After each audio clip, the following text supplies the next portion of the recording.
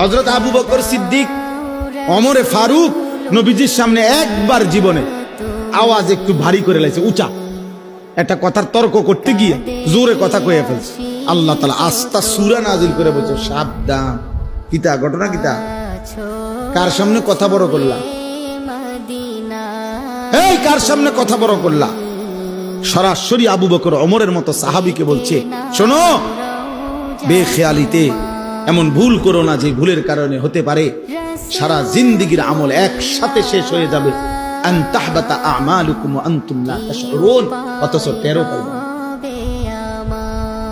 সেই পর শেষ পর্যন্ত হযরত আবু বকর সিদ্দিক রাদিয়াল্লাহু তাআলা কিছুদিন এত আস্তে কথা বলতেন যে নবীজি আবার ডাককে আনতে হইতো, আবার কও কিতা কইছো বুঝি না। আর ওমর অজরে কাঁদতেছিলেন, ওমর শুধু কাঁদতেই ছিলেন, কথাই বলা বন্ধ করে দিয়েছেন। আল্লাহ নবী জিজ্ঞাসা করলেন, ওমর কথা বলো না কেন? বলতেছি, ইয়া রাসূলুল্লাহ, আমার আওয়াজ কোনোভাবেই ছোট করতে আমি পারি না, আমার আওয়াজটাই বড় হয়ে যায়।